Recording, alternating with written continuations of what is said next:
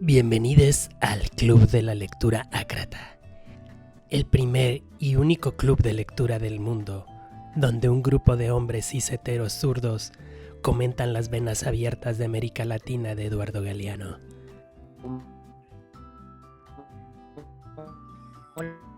Uy, Dani, te estoy perdiendo, ¿eh? ¿Cómo pintaron la historia? Como juntos de la... ¿Cómo? ¿Ahora sí? Ahora sí, pero te perdimos como un minutito. Los últimos 30, sí, más de 30 segundos. Oh, rayos. Bueno, ¿en qué parte me había quedado? Bueno, claro, decía de que finalmente ahí es donde el contrabando y todo lo demás forma como parte importante de la economía local para que, digamos, esta burguesía criolla resulta con estas figuras de la independencia, con la detención ya del rey por parte de las fuerzas napoleónicas. Pero es curioso cómo pintan la historia, porque si bien estas como independencias iban a ser en beneficio... Ya, ¿ahora sí? Ahora, dale. Ya, ahora sí, esperemos, ahora me cambié de Wi-Fi. Entonces, claro, es curioso cómo relataron la historia, porque finalmente ellos eran los que poseían esta pluma, digamos, para escribir la historia hegemónica, y eran los que tenían los recursos para levantar a sus héroes en estatuas, en monumentos y todo lo demás. Y lograban decir de que estas historias de la independencia tenían básicamente que ver con que los blancos se unieron con los negros y con los indígenas prácticamente tomados de la mano, dándose muchos besos, que se perdonaron todos los problemas que habían tenido desde antes, toda la historia de sometimiento, y abrazaditos de la mano, digamos, fueron y enfrentaron para construir una sociedad justa en donde todos eran iguales y qué sé yo. Entonces pasó mucho eso, ¿no? Y como hablando un poco, creo que perdimos ahora. Sí. Demonios, no podemos ganar esto. No. Ahora sí. Explotó todo. Listo, Recobramos al café. Perfecto. Entonces, Minchekewun, Dani, continúa y después, o sea, ahora digamos que te quedaste como en la parte de cómo esta realidad inventada que nos han vendido en los libros de historia de que todos los pueblos y toda la gente de distintos estratos económicos se unieron para acabar con el gobierno español, dio como origen a lo que llamamos Estado moderno. Entonces igual no sé si quieres continuar por ahí. Sí, aquello, fíjate que decanta justamente en el movimiento del romanticismo. Fíjate que el romanticismo como movimiento se dio de forma muy distinta en Europa que en Latinoamérica, porque el romanticismo europeo buscaba justamente resaltar por medio de la literatura, la pintura y todo lo demás, como el estado natural, o digamos como la fase en que el ser humano se trata de reencontrar con la naturaleza y todo lo demás. Versus en Latinoamérica se da como un poco lo contrario. El romanticismo en Latinoamérica es la idealización de Europa como la civilización. Entonces, como tratar de apuntar a ello, y es por eso que, por ejemplo, en Buenos Aires, acá en Santiago, está lleno de estos edificios que nos remontan un poco. Estamos en Ámsterdam, estamos en París, sobre todo en París, o sea, como que esta idealización y romantización de la arquitectura europea, del arte europeo y todo lo demás, como ok, esto es lo civilizado, versus lo barbárico. Y aquí entra un personaje argentino que es sumamente importante para ese momento, que fue Domingo Faustino Sarmiento. Y Domingo Faustino Sarmiento, quien había sido un filósofo y todo lo demás, incluso creo que llegó a ser presidente y todo y tal, estuvo en Chile. Y cuando estuvo en Chile, publicó, bueno, ya había publicado este texto que se llamaba Civilización y Barbarie. Y cuando hablaba de esto, es el fiel retrato de cómo se iba a imponer ahora el Estado como figura, digamos, colonizadora, porque habla de qué es lo civilizado. O sea, lo civilizado es apuntar a lo blanco, a lo europeo. Esa era la civilización. El burguesito de panties, como estas calzas blancas, que andaba por ahí caminando, como con sus peluquines y todo, o su corbatita inglesa y tal, versus la imagen del primitivo salvaje, que veníamos a ser nosotros, ¿no? O sea, indígenas y todo lo demás, que éramos incapaces de civilización. O sea, ese era como un poco el apellido. O sea, estos personajes son incapaces de civilización, son enemigos del progreso. Y así es como se termina retratando. Y la imagen que se tiene de la resistencia indígena pasa a ser eso. O sea, pasamos de ser alcohólicos, borrachos y todo, a ser incapaces de civilización, y estúpidos, tontos, marginados, porque no logramos entender cómo se relacionan las personas con lo que ellos entienden como recursos y lo que nosotros entendíamos como naturaleza, como lo sagrado, ¿no? Entonces dicen, ok, estas personas tienen tierras, no la trabajan porque, no, es que tengo que cuidar la tierra, es que tengo que cuidarlo. Ellos lo ven como de esa manera. Entonces sí impera ahí la figura del Estado en esta civilización versus barbarie.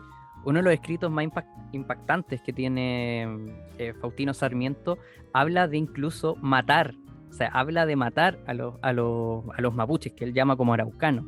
Entonces dice que los araucanos ya nacen desde niños con el odio instintivo por la civilización, y que por ende había que eliminarlo, porque incluso dice hay que matar incluso al más niño, porque incluso el más niño de ellos nace con el instinto anticivilización.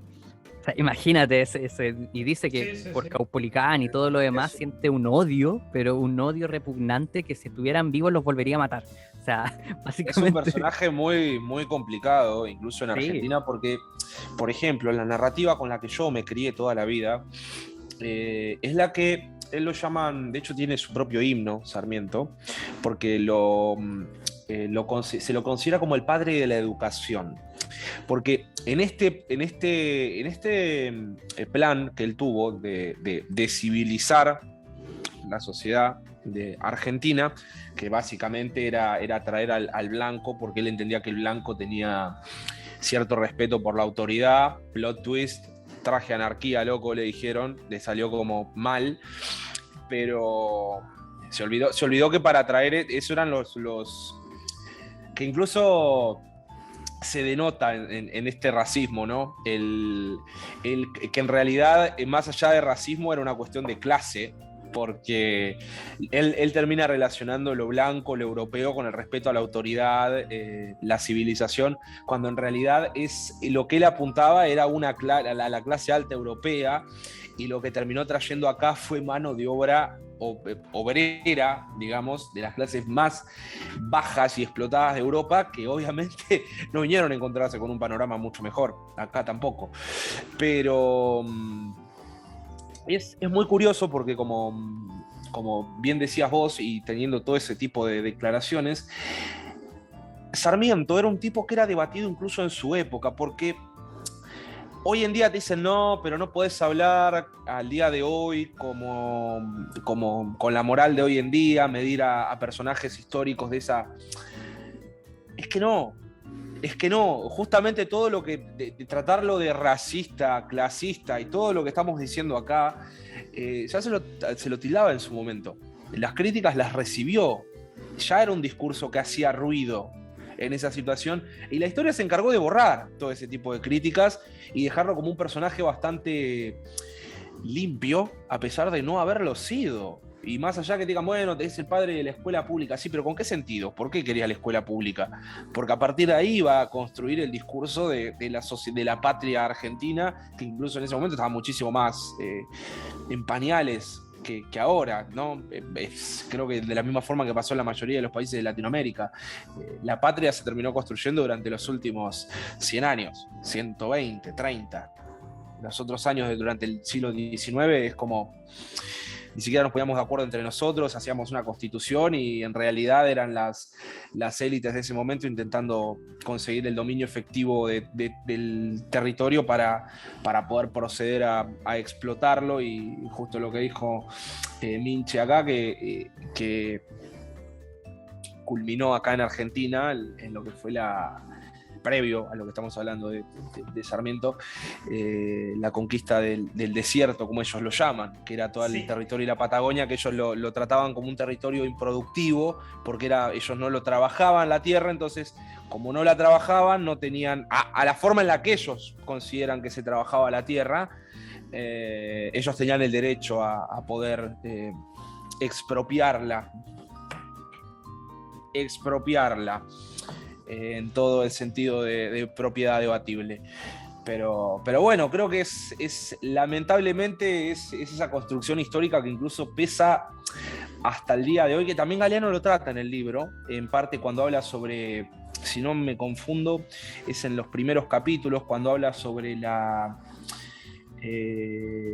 o por lo menos su introducción, no recuerdo bien cuándo es, cuando habla sobre la especificación de los roles que tienen cada uno de los países, ¿no? en el contexto de las economías capitalistas, en la especialización que van teniendo, y cómo este colonialismo económico es un discurso casi más hegemónico dentro de la discusión económica de Argentina. A ver, podemos saber nosotros que los países desarrollados tienen industrias, no tienen economías periféricas de producción de recursos naturales, o sea, de materias primas.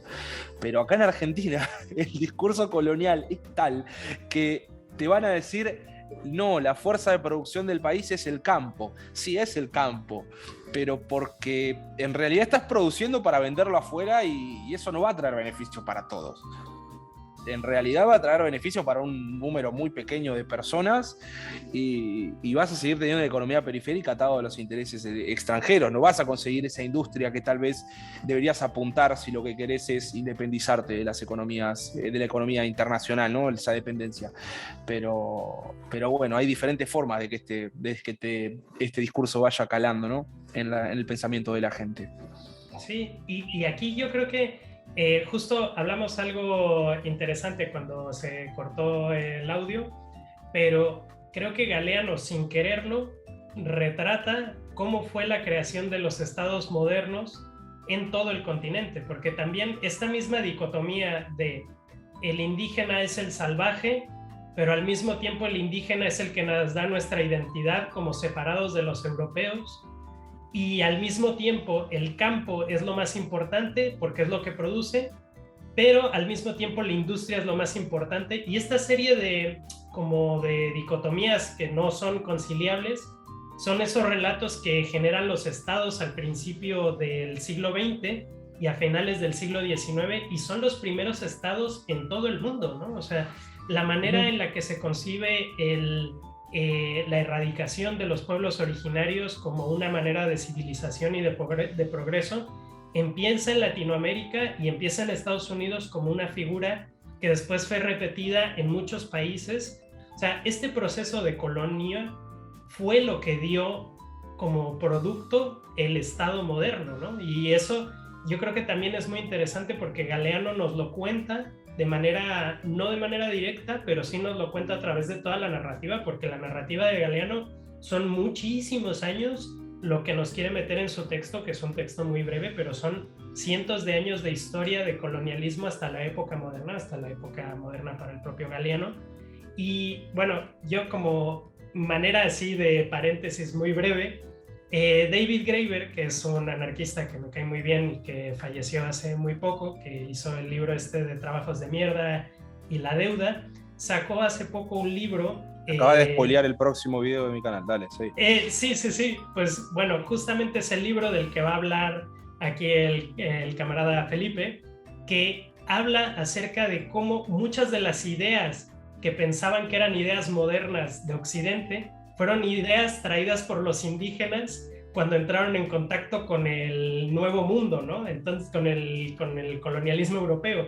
Todas estas ideas como de igualdad y de progreso y de estructuras horizontales fueron ideas indígenas que heredaron los europeos cuando entraron en contacto, ¿no? Es lo que dice Graeber y su colega. Y bueno, no sé, también esto es muy interesante porque pensamos que las ideas de progreso y las ideas de civilización fueron algo que fueron en una misma dirección, pero no, o sea, las ideas de progreso fueron una ficción generada por un intercambio de ideas entre varios pueblos y entre varias ideologías de distintas regiones de todo el mundo, ¿no? Entonces, bueno, cierro el paréntesis y ahora sí,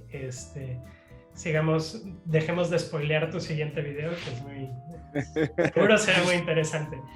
Sí. Seguro que sí. Vamos, David Graeber. Bueno, no sé, llevamos ya un rato, entonces no sé cómo ven si vamos intentando darle como un cierre a las ideas. Entonces, yo sé que es un tema que da para hablar para mucho, mucho tiempo, pero igual para que la conversación no se nos vuelva eterna. Igual no sé si les interesaría como cerrar con algo o hay algo que creen que nos estamos dejando en el tintero que sería interesante tocar. ¿Cómo lo ven? Dani, que ahora has estado un poquito fuera de la conversación, dinos un poco qué crees que nos estamos dejando en el tintero, por así decirlo. Bueno, la verdad es que así como en el tintero, bueno, lo mismo que Galeano, la parte del género, yo creo que se nos sigue quedando un poco en el tintero, que sin embargo abordarlo es abordar también parte del colonialismo, o sea, es parte importante de todo aquello. El imperialismo galeano, digamos, que se manifiesta así como un antiimperialista en una época también que vamos, o sea, ser antiimperialista, digamos, era básicamente una necesidad, hoy en día lo sigue siendo, independiente del contexto de Guerra Fría, en donde básicamente son dos imperios enfrentándose y disputándose pedacitos de tierra del tercer mundo, lo que llaman como tercer mundo, ¿no? O sea, es como, ok, este pedazo es de aquí, este pedazo es de allá, ok, nos repartimos el planeta de tal manera, carrera espacial y pa. Entonces, yo creo que finalmente siempre se nos queda un poco más en el tintero ese otro tema. Que claro, entiendo que aquí somos tres varones que quizás no y vamos a hablar de género, tres hombres barbudos. Claro. Y lo que le faltó Oye, a yo me Galeano... afecté un poco. Sí. Yo también, yo tenía hasta acá la semana pasada. Perfecto. Agradezco su neutralidad de género para el... Sí. Pero que yo siento que, claro, o sea, siempre se nos escapa un poco a la idea en cuanto a lo que es la crítica, abordarlo como un tema, digamos, específico. Más allá de todo eso, creo que la figura que toma Galeano como, digamos, el desarrollo de los movimientos de izquierda en Latinoamérica cumple un rol completamente importante, porque ya sea que lo aborda desde la literatura, desde la parte más ficcionada, pero que siempre tiene como su grado de realismo ahí salvaje, en donde nos presenta un mundo que parece distópico en sus textos y que en realidad tú te das cuenta que no es para nada distópico, es decir, es como algo que, oye, acá es donde nacimos, acá es donde crecimos, claro. Y verlo desde afuera te genera una impotencia, o sea, es decir, yo vivo en Chile, ¿no? O sea, y como que no hay ningún solo día en que el Estado chileno no nos sorprenda con alguna aberración nueva. O sea, no hay ningún descanso. O sea, yo todos los días me entero de cosas, cada una más terrible que la otra. Y es como una sensación de cansancio, de agotamiento, y ahí es donde surge un poco este discurso de sáquenme de Latinoamérica. En donde también existe como su contrarrespuesta, ¿no? Que es como, oye, no te escapes de Latinoamérica y quédate y mejórala. Pero en un contexto en donde intentar mejorar Latinoamérica también consiste en que el resultado final es que te devuelvan en una bolsa de plástico a tu familia. Entonces sí te genera, obviamente, una cierta incomodidad y una cierta impotencia. Y que vivir finalmente en Latinoamérica con los problemas que se dan acá...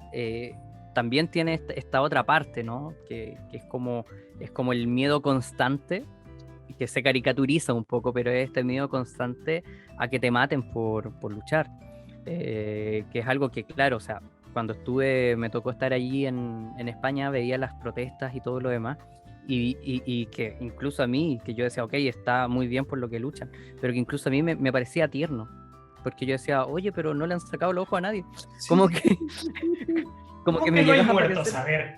Esto claro. no es serio. No te pierdas nuestro próximo episodio de Wiña y Carpincho, donde nuestros personajes favoritos del Cono Sur comparten un piso en el corazón de Wallmapu. Estaba en una olla común, me sirven un plato de garbanzo y estaba tan lleno y era de estos platos que se doblan solo. Y yo dije, no, tengo que tomármelo rápido, hacemos la parte de caldo al menos, ya va así. Y estaba hirviendo. Yo no podía ni hablar porque mi lengua así como que salía vapor de la lengua. Salía el humo de la lengua. Entonces me hubiese comido... Regresamos al Club de Lectura Ácrata. Que los niveles de violencia que sí, que totalmente. vivimos son súper fuertes, entonces como que eso como que sube un poco el espectro de violencia al que estamos como acostumbrados. Entonces, y eso se da muchísimo, y yo lo he conversado con muchas personas de acá, en donde como que estamos tan aclimatadas a ese tipo de cosas, a ese tipo de actos aberrantes, y que son completamente despreciables, que cuando nos hablan de repente de violencias en otros lados, como que decimos, bueno, como otro día más en Latinoamérica. Sí. Pero ahí se da como este doble discurso, ¿no? O sea, de como, ok, tenemos la problemática, tenemos el problema, ahora veamos qué hacer para buscar una solución y salir con vida al mismo tiempo, que es lo ideal. Entonces, es vigente. Yo creo que es muy vigente este colonialismo, y que ya no solamente, o sea, como cantaba la Violeta Parra, me gusta mucho lo que cantaba la Violeta Parra en la canción Arauco tiene una pena, porque decía, ya no son los españoles quienes nos hacen llorar, hoy son los propios chilenos los que les quitan su pan. Pero no llevarlo como netamente a la parte pueblo, o sea, como Chile como pueblo, sino que llevarlo netamente como al Estado chileno, el Estado chileno y sus negocios, que finalmente cuando los liberales siempre dicen como no, es que quieren reducir el Estado, y por parte de los estatistas dicen como, oye, no, ¿sabes qué? Lo que pasa es que el liberalismo y el Estado son cosas completamente aparte, y como que se oponen incluso a nivel ideológico. Pero tú te das cuenta que en realidad van súper de la mano, porque si no fuese por el Estado, las ideas liberales no podrían desarrollarse, porque son quienes financian finalmente la represión para vigilarle y, digamos, para poder lamerle el culo bien lamido al liberalismo económico, al neoliberalismo. Entonces ahí sí te das cuenta, como, a ver, ¿qué tan lejano pueden estar estas dos figuras autoritarias? El poder del Estado con el del capital. Y en realidad la distancia no es mucha. O sea, hay que superar un poco esa filosofía inicial que tenían estas ideas, estas ideologías, y llevarlo al presente, que en concreto van súper de la mano. Sí, aquí también hay una reflexión que vi en un documental y me parece muy cierta, que precisamente porque sufrieron la violencia colonial en Europa, se hicieron 2 guerras mundiales. O sea, esa misma exterminio que se ha hecho en todos los países se intentó hacer en Europa, y todo el mundo alzó las manos y se fueron a la guerra para evitar ese genocidio, justo ahí, que es que bueno que se evitó ahí, pero es algo que se tiene que evitar en todo el mundo, porque ese genocidio es un genocidio que continúa hasta el día de hoy fuera de Europa, ¿no? Y me parece como muy, muy, muy cierto y muy valioso esto, ¿no? Y bueno, perdona, Felipe, que te corté. No, creo, a ver, yo lo que me tomé, por estas razones que yo tomo suelo agarrarme la mayoría de las obras, porque siempre un poco con pinzas, porque siempre creo que algo podemos llegar a tomar al libro más allá de esas críticas que podamos hacer, que son completamente válidas. Creo que la idea general, o también yo soy mucho de llenar espacios, tal vez que están en blanco, o que yo me lo lleno, por lo menos, dentro de la idea. Por esa razón que considero que en las venas abiertas de América Latina, el pilar fundamental es la descolonización. Y descolonización incluso más allá de los lugares en donde Galeano plantea que hay que descolonizarnos. Porque la colonización, como dije hoy, se presenta en lugares muchísimos más allá de una simple independencia, de poner una firma y decir, ahora ya no respondemos al rey. Y la colonización trasciende la figura del monarca, trasciende la figura del Estado moderno, trasciende la figura del imperialismo, digamos, militar, trasciende la figura del imperialismo económico, al punto de que ya es una cuestión ideológica. Realmente es ideológica, y como dijeron hoy también, esta dualidad de salgamos de Latinoamérica porque es un lugar complicadísimo, porque después de todo vivimos una vida y podés morir luchando, y es lo más válido del universo, pero también es lo más válido del universo que digas, loco, no voy a vivir más que esto, quiero vivir en paz, porque a fin de cuentas se lucha para vivir en paz. Entonces, lo más importante, la reflexión más importante es entender que tal vez es complicado también, es un poco complicado porque toda nuestra educación gira en torno a este colonialismo, justificarlo, incluso estas malinterpretaciones de los propios liberales, como dijo recién, los liberales clásicos no te van a decir que la figura del Estado, hay que abolir el Estado, ¿entendés? Por si no serían anarquistas, pero no son anarquistas. Ellos necesitan al Estado, ellos lo justifican al Estado y fue... durante a lo largo de los últimos 200, 300 años casi, que se fue construyendo esta mezcolanza de ideas que terminan derivando en esta especie de neoliberalismo. Es neoliberalismo, pero que ni siquiera tiene que ver con las ideas liberales, es una cuestión completamente... buscar justificar un fin económico. Porque es eso. Y es también saber que Latinoamérica, como dijimos, es ese lugar de donde nos queremos escapar, pero también un lugar en donde le tenemos cariño porque es el lugar de donde salimos.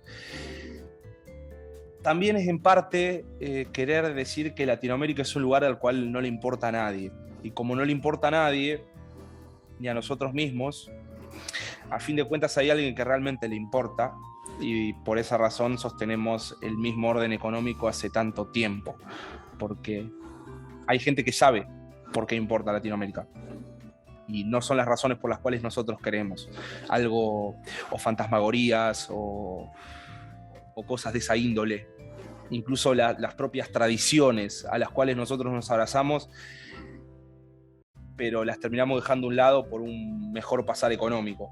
Pero cuando nosotros decimos, bueno, acá ya no se puede más porque no puedo seguir tirando en este lugar, es ahí donde tenés empresas extranjeras que vienen a llevarte tu agua, cuando vienen esas empresas que vienen a llevarte tus recursos naturales, sean minerales, metales y absolutamente todo, solamente porque vos te convenciste que a este lugar no le importa a nadie.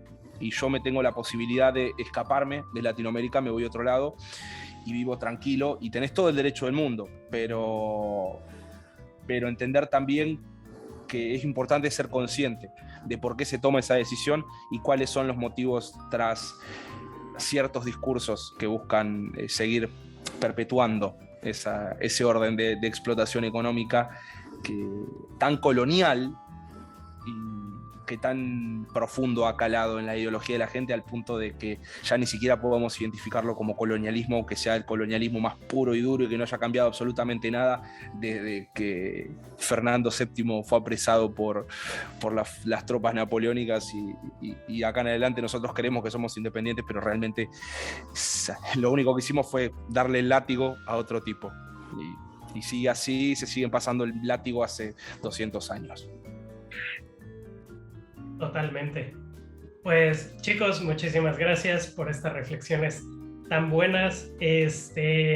Aprovecho para recordar el nombre de los canales: Café Kioto, Escupamos la Historia, y espero que esta conversación sea una conversación abierta. Me gustaría, también es un tema que da mucho de sí, yo creo que el colonialismo es un tema del que podemos hablar horas. Y pues sí, yo creo que también, así como la lectura de Galeano es una introducción hacia el colonialismo y hacia la explotación, yo creo que también esta puede ser una buena introducción para que podamos seguir hablando de ello, porque es un tema bastante amplio.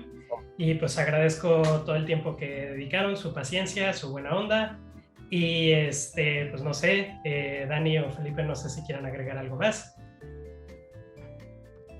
Besos más a que todos. agradecerte por habernos tenido en cuenta. Acá hagamos la...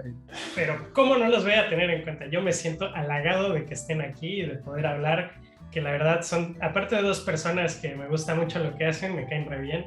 Entonces eso está bien, poder platicar. Yo, la verdad, esta es una excusa para poder hablar con dos personas que me caen bien. Entonces, bueno, hagamos un podcast.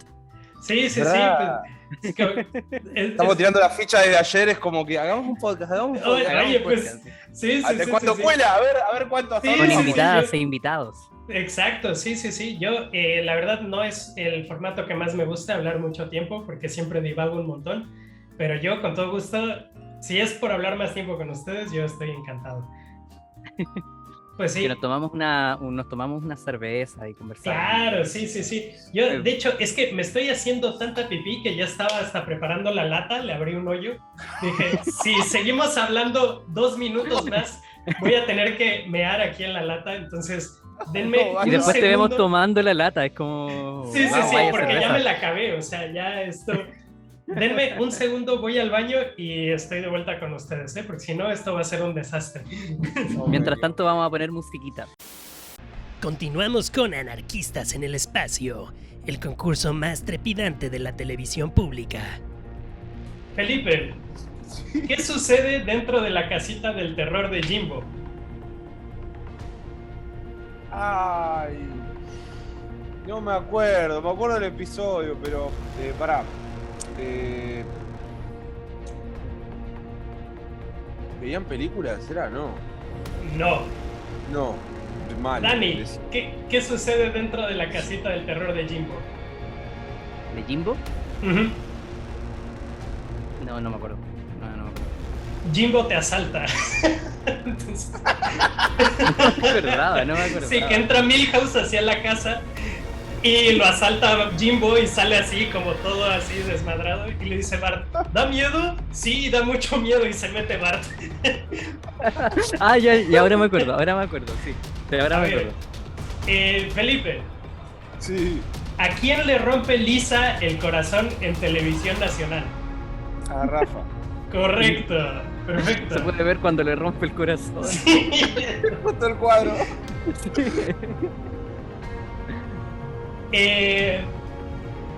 Del mismo episodio, Dani. ¿Qué personaje o qué figura había en la postal que le da Lisa a Rafa el día de San Valentín?